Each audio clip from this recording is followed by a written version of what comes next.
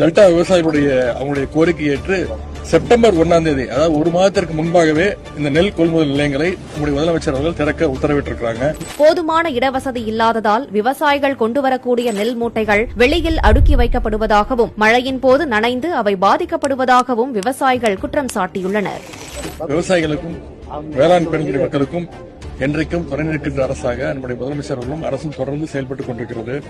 4 ஆண்டு காலத்தில் நெல் கொள்முதல் செய்வதை முதலமைச்சர் அவர்கள் உடனுடன் நடவடிக்கை எடுத்து அதன் அடிப்படையிலே இந்த நெல்லை குறித்த நேரத்தில் குறித்த அளவுக்கு நாங்கள் கொடுத்துக் கொண்டிருக்கின்றோம். தமிழ்நாட்டில் இந்த ஆண்டு வழக்கத்தை விட 5 லட்சம் டன் கூடுதலாக நெல் விளைந்திருப்பது செய்யப்பட்ட நெல் மூட்டைகளை விரைவாக கிடங்கிற்கு அனுப்பி வைக்க வேண்டும் என விவசாயிகள் தெரிவித்தனர். செறிவூட்டப்பட்ட அரிசி கலப்பிற்கான அனுமதியை ஆகஸ்ட் 18ஆம் தேதியே மத்திய அரசு வழங்கிவிட்டதாகவும், ஆனால் நெல் மூட்டைகளை கொள்முதல் செய்யாமல் தமிழக அரசு தாமதப்படுத்தியதால் தேக்கமடைந்து விட்டதாக 100 நாட்களுக்கு மேலாக நெல் மூட்டைகளை இறக்கி வைக்காமல் லாரியிலேயே வைத்ததால் மழையில் நனைந்து முளைக்க தொடங்கியது. குறிப்பாக டெல்டாவில் தஞ்சாவூர், திருவாரூர், நாகை, மயிலாடுதுறை மாவட்டங்கள்ல இன்னும் சுமார் 2 லட்சம் மெட்ரிக் டன் நெல் மூட்டைகளை வைக்கும் அளவிற்கு இடவசதியும் ஏற்படுத்தப்பட்டுள்ளது. அதன்படி சென்ற செப்டம்பர் 1ஆம் தேதியிலிருந்து நேற்று வரை, அதாவது 50 நாட்கள்ல மட்டும் கிட்டத்தட்ட 1825 நெல் கொள்முதல் நிலையங்கள்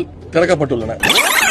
கிட்டத்தட்ட 1825 நெல் கொள்முதல் நிலையங்கள் திறக்கப்பட்டுள்ளன. நிலையத்தில் அவ்வளவா போதுமான இடம் இல்லை. கொண்டு கொடுத்தாலுமே 1 வாரம் 2 வாரம் மேக்ஸிமம் 1 மந்த் வரைக்கும் காசு கிடைக்க மாட்டேங்குது. தனியாரில் கொடுத்தாலும் அதே மாதிரி தான். எங்களுக்கு தனியாரில் இன்னைக்கு கொடுத்தா 3ஆவது நாள் தான் ரூபா தராங்க.